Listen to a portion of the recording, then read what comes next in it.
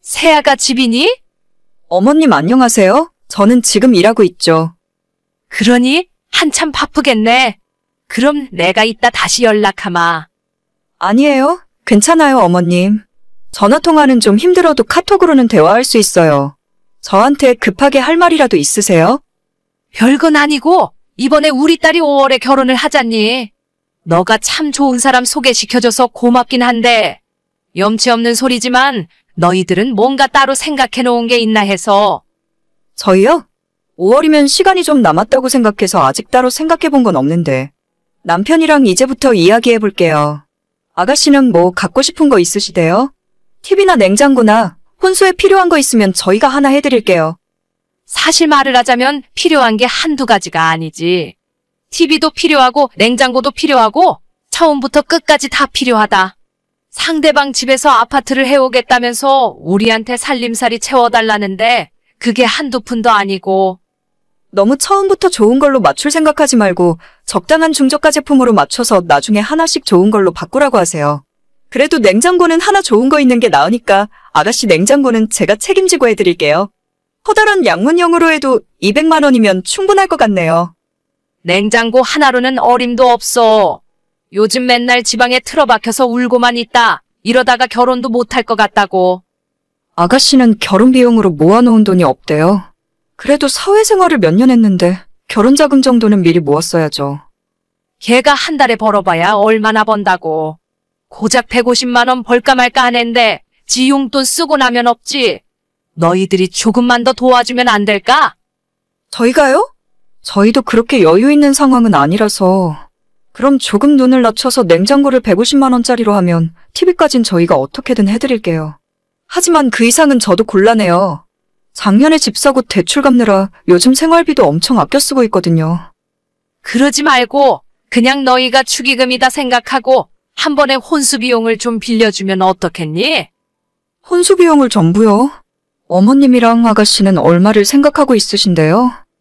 그쪽에서 해달라는 대로 다 맞춰주다 보면 한도 끝도 없겠더라. 그래도 최대한 기본적인 것만 해가더라도 3천만 원은 있어야 할 것 같은데. 너도 알다시피 우리가 그만한 돈이 어디 있니?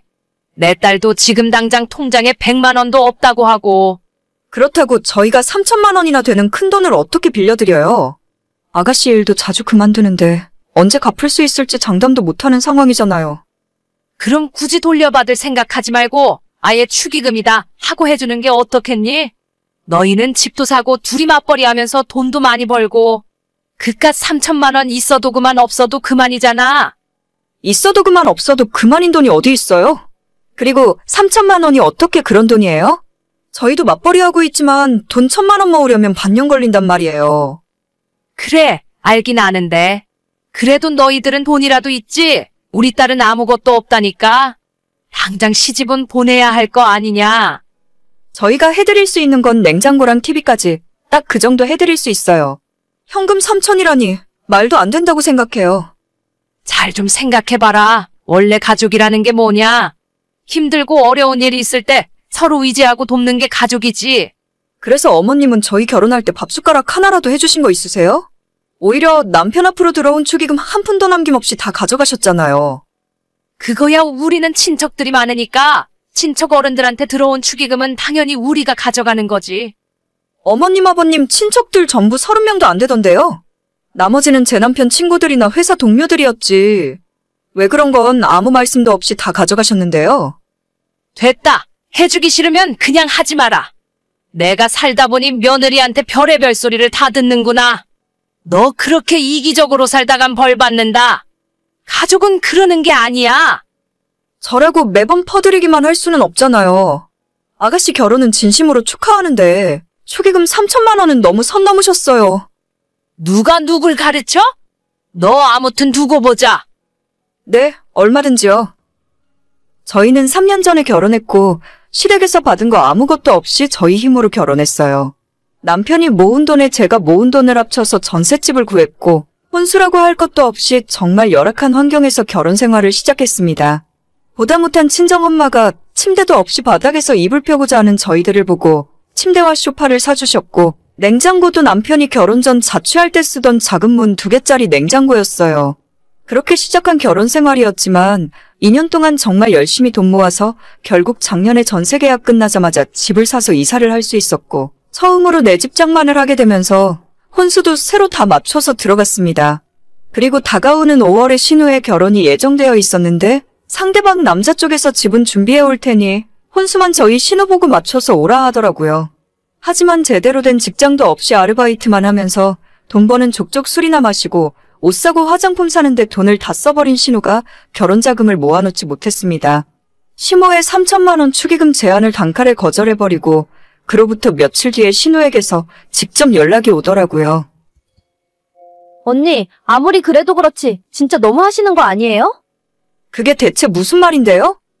뻔히 저희 집안 사정 아시면서 너무 매몰차게 거절하신다고 생각하진 않아요? 아니, 아가씨가 그렇게 말하니까 좀 서운한 마음이 드네요. 서운하다고요? 서운한 건 언니가 아니라 제가 서운한 거죠. 평소에 착한 척은 혼자 다 했으면서 정작 어려운 일 생길 때는 나 몰라라 오리발 내미는 게 그게 가족이 할 도리라고 생각하세요? 아니, 아무리 사정이 어려워도 그렇지. 아가씨 결혼하는데 3천만 원을 달라고 하는 건 너무한 거 아닌가요?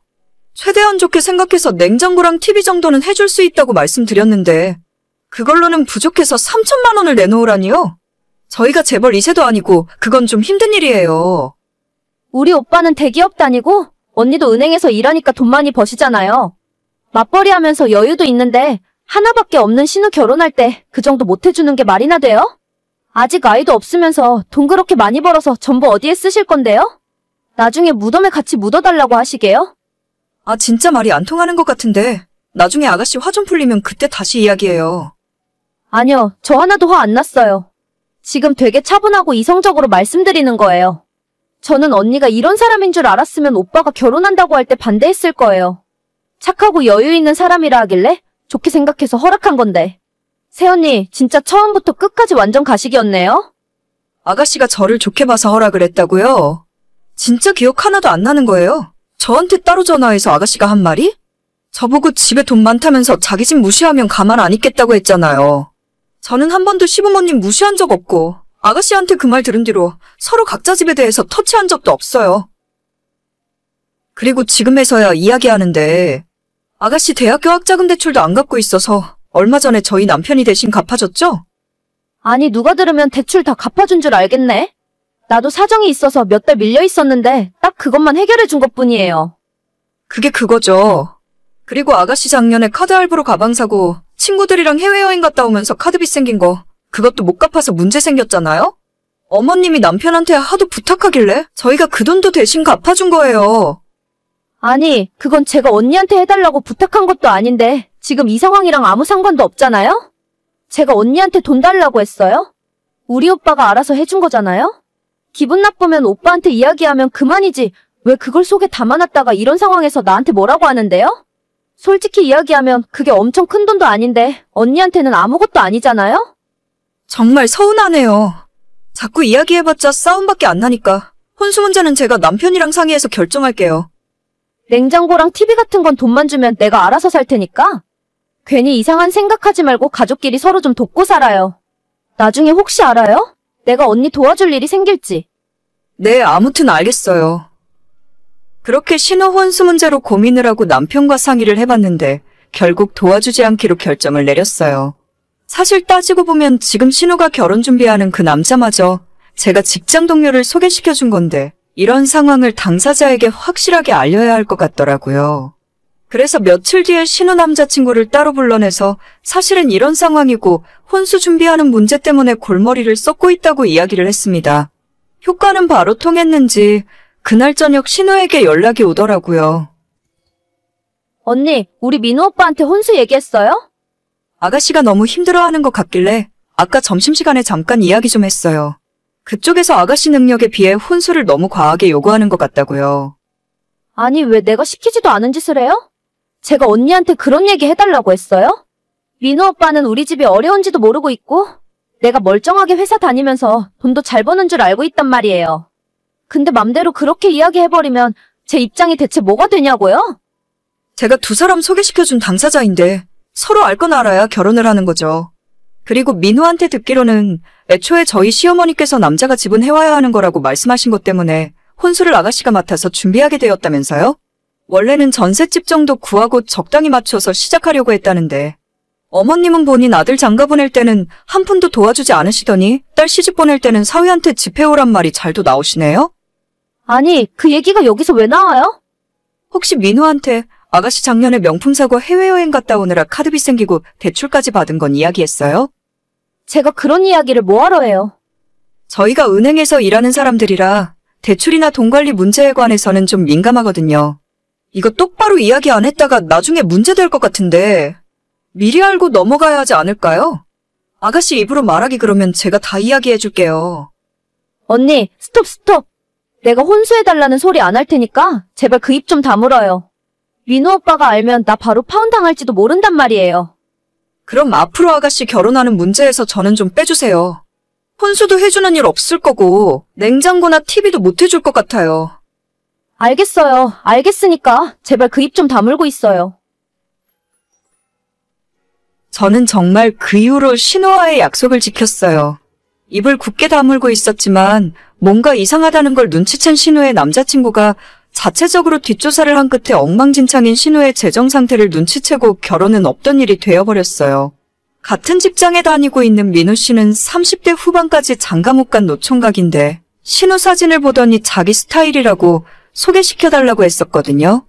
신호가 돈 개념이 워낙 없는 사람이라 착실한 은행원 만나서 시집가면 좀 정신 차리고 살 줄 알았는데 역시 사람은 고쳐 쓰는 게 아니었나 봐요. 오늘의 사연은 여기까지입니다. 구독과 좋아요, 알림 설정은 많은 힘이 됩니다. 다들 행복하시고 좋은 하루 되세요.